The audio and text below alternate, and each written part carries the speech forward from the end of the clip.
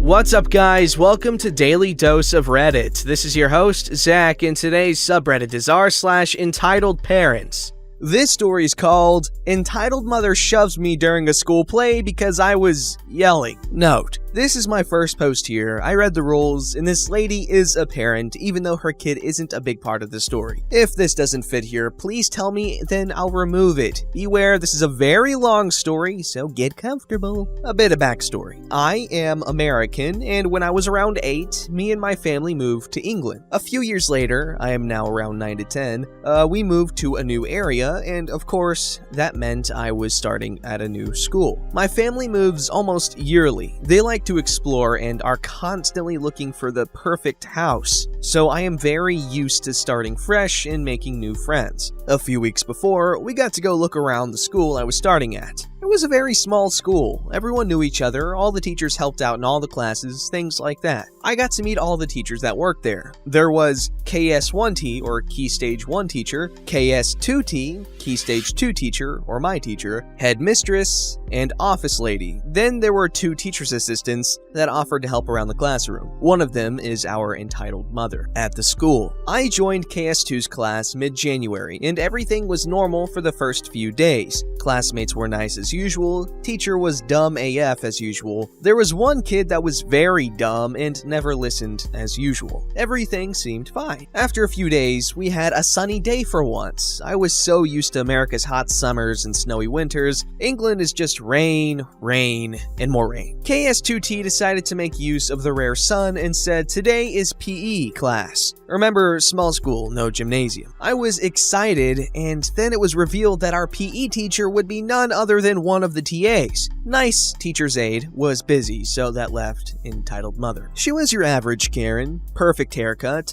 dyed blonde with the roots slightly showing, nails like a bird's talons, sunglasses even though it was January, and she acted as if she was the most perfect human being. I often heard her talking about her child. She spoke as if the kid was created by angels and given to her as a gift from heaven. We were told that after we warmed up, we were going to play a game called Bulldogs. Everyone got excited except me. I had no clue what this game was. I told entitled mother that I had no idea what she was talking about, and she didn't like that. She said, "Be tough and figure it out." As we were warming up, I scratched my knee on a rock. It was a minor cut, but I was like 9 or 10. Entitled mother said stop being a child, even though I was one, and that she would toughen me up. Once warmed up, we started setting up for the game Bulldogs. This girl called Tina, she's very important later on, explained the rules, and told me that she was in the sports club that entitled mother runs. The game was simple. There is a person who is the bulldog. If they touch you, you are a bulldog too. Everyone else runs back and forth across 2 lines on the playground. Behind the line, you are safe. As I was running, I tripped and fell, but I tucked my head down and rolled forward back onto my feet and kept running. Entitled mother was ecstatic. She kept yelling, "Go OP! I told you I would toughen you up!" But she didn't teach me that. My dad had showed me that when I lived in America. My dad was a self-defense teacher. All week, she bragged to the real teachers on how she showed me how to be tough. I think she just wanted them to offer her a full-time job. The main story, sorry for the long backstory,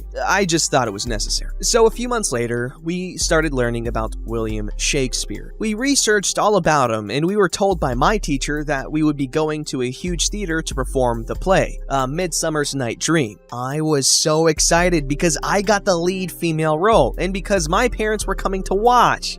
My teacher and headmistress were explaining to us about how the performance day was going to go. Headmistress said she would be watching the performances from the audience and that my teacher would be backstage along with entitled mother, who had decided to come help us. On the day of the performance, we had to get to school early and come with a packed lunch and dinner. Tina asked me if I wanted to sit with her during the bus ride. She seemed very nice. We chatted the whole ride to the theater. It took around 3 hours to get there, and she even let me sit by the window because I got travel sick. Once at the theater, we met with other schools that would also be performing a play. We would be doing 2 performances, one at around 4 p.m. and one near 9 p.m. Tina and I were so excited. We sat together and ate our lunch while my teacher ran through the plan one last time before the performance. Do you remember me mentioning the dumb kid that never listened in class? Well, turns out he is the angel that is entitled mother's child. This entitled kid came up to me and kept saying how his part of the play was much better than mine. Here's the conversation. Hey you, OP, I bet you never guess what part of play I have. I bet it's so much better than your part. Really? What part do you have? I have lead female role. I have, Insert really small, useless part. it's the main male role. Actually, my brother and his friends have the main male roles, but yours is very nice. Later on, I found out that he had the smallest part because he couldn't remember the lines. No fair, your part isn't better, my part is the best. Then he stormed off to find Entitled Mother and complain or something. Zoe performed our first play, and most things went smoothly. One boy that was really shy forgot his lines, but I had memorized the whole script, so I helped him. I had a lot of fun until we silently walked off stage. We were told that it was crucial to be absolutely silent while we walked off because other schools would be starting their performance. When we came off the stage, we were meant to follow my teacher to the dining hall to eat our dinner. I was at the back of the line with Tina in front of me. The kids on stage were very loud while performing, so Tina took the opportunity to tell me how fun it was performing. She slowed her pace, so we were walking with our shoulders touching, and we continued whispering about the play. What we didn't know was that Entitled Mother was behind us, and when she heard us talking, which I'm not sure how she did because we could hardly hear each other, she got angry. Like Ultra Karen, I need the manager angry. Entitled Mother grabbed our arms with her Ultra Karen talon grip and yanked us apart. Then I felt the talons again and she shoved me forward. I went flying forward and made a loud bang on the concrete floor while trying to keep my balance. I was in shock. Tina looked horrified. Entitled Mother was still angry. I just stood up and rushed back to the dining hall with Tina close behind. My teacher was upset that we were late getting there and didn't listen to me about Entitled Mother. I ate in silence. Then I went to Tina to talk about what Entitled Mother did and to make sure I wasn't dreaming. This is the conversation that followed. Me still in shock. Tina, Entitled Mother shoved us. That happened.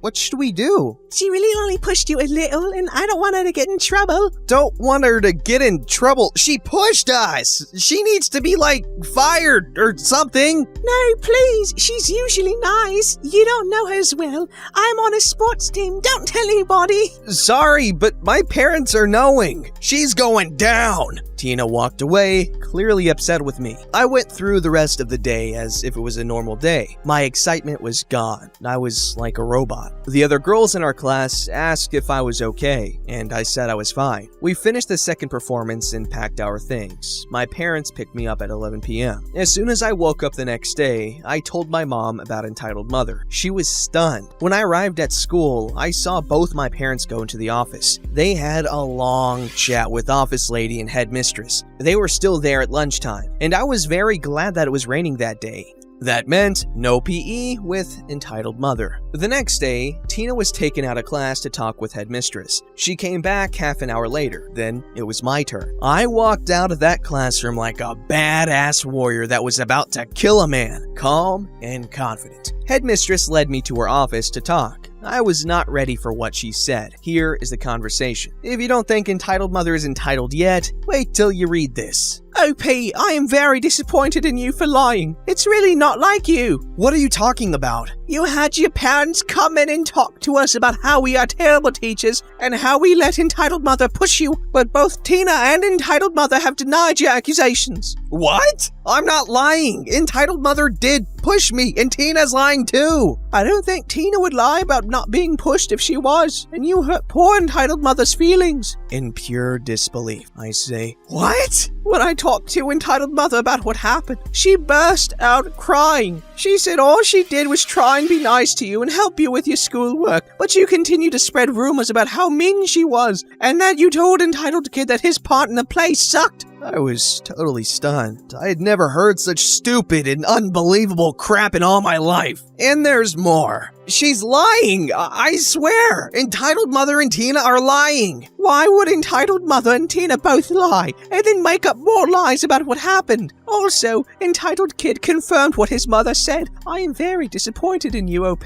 This discussion is final. Go back to class. I glared at her with all the hatred in my soul, then went back to class. Luckily, it was math class. I am very skilled at math, so I had no trouble catching up. As soon as I got home, I repeated the conversation headmistress and I had to my parents. Let's just say they were furious. My parent complained like there was no tomorrow, and I got an apology from headmistress for accusing me of lying and for not believing me without the full story. After math, sadly, entitled mother was still a teacher's aide, and she now hated my guts. Entitled mother acted as if we had this unspoken war going on. She constantly tried to make me look dumb. She did things like correcting my American accent, and when I raised my hand for help, she would loudly say, "Oh, P, you don't know how to do this?" It was annoying. I finished the year there and then left. Tina and I are no longer friends. Turns out, she is an entitled brat too. I later heard that my teacher quit, that entitled mother is still a teacher's aide, and entitled kid is still dumb as frick. Let's just say, I was very glad to leave. How did you like my story? I know it's long, but I like long stories. I have a lot more tales to tell about this school, like when Tina and her entitled boyfriend broke up. Please comment on my style of writing. I'd like to know what you think. My mom says I have a very entertaining way of using words.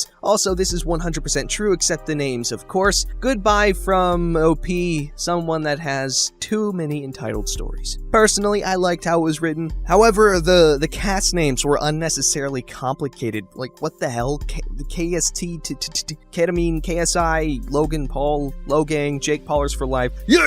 This story's called Entitled Mom Takes My and My Twin Sister's Birthday Money to Use for Herself and Her Kid. Okay, here is a little information. I have a twin sister and we were born on our dad's birthday. So every year when we were kids, our local radio station had a drawing that you could call and put your name in if it was your birthday. Well, since there were 3 of us with the same birthday, we usually won because we had more chances and there weren't that many people put in the drawing. Usually we got a gift card to a food place with enough for 2 on it, and my dad would let my sister and I use the gift card while he used his own money to buy food from the same place. This certain year, however, they gave out a $200 gift card to a big boardwalk that was about an hour or so away. The gift card really could have worked anywhere, but it had the big picture of the boardwalk on it, so that's where my dad and my stepmom, aka entitled mother, decided we were going. That was fine with my sister and I because we liked road trips and we liked this particular boardwalk. Intro to the story. My dad, entitled stepmom, twin sister, entitled stepbrother, and my other siblings, there were 6 kids in all, go to the boardwalk to celebrate. When we get there, my stepmom, entitled mom, immediately takes charge and leads us to where she wants to go. We go to this little store that sells incense and candles, and she buys herself some incense sticks with the gift card. That's fine, it was only like $10. So we go to one of the clothing stores there, and my stepmom is slightly overweight, so my sister and I knew this store was for us because she couldn't fit into anything there. She tells us to pick out something we want, so we both find something that is about $20 each, and she says, "No, $8 or less." We put the items back, and we find scarves for $5 each, so we both pick one out, and my stepmom purchased them with the gift card. We go to a few more stores where no one buys anything, and then we go to eat, spending about half of what's left on the gift card. That part was fine, because we knew that the gift card would have been used to buy food for everyone. Then we go to this big toy store where they have toy drones to fly around. My stepbrother tells my stepmom that he likes one, so she buys it. It was around $20, and she used the gift card. His birthday was 2 months before ours, and he got everything he asked for. Now she bought him this on our birthday with the gift card that we won. Next, we go to the arcade where my dad spends about $20 to play games for an hour or so. This leaves about $40 on the gift card, so we're thinking that maybe we will get to use the last little bit to get everyone ice cream or dessert of some sort. We were only sort of right. My stepmom takes the gift card and goes into this big chocolate store, and she uses all of the $40 to buy herself chocolate. We asked, could we at least have a piece? And she said, "No, y'all got your scarves earlier." All in all, that birthday sucked. And to make it even better, on the way home, we stopped at McDonald's. so my stepmom could get a frappe, and we all asked her if we could get those $1 ice cream cones, and she told us no because she didn't have enough money and she needed the coffee, which didn't make sense because my dad was driving. Edited to add,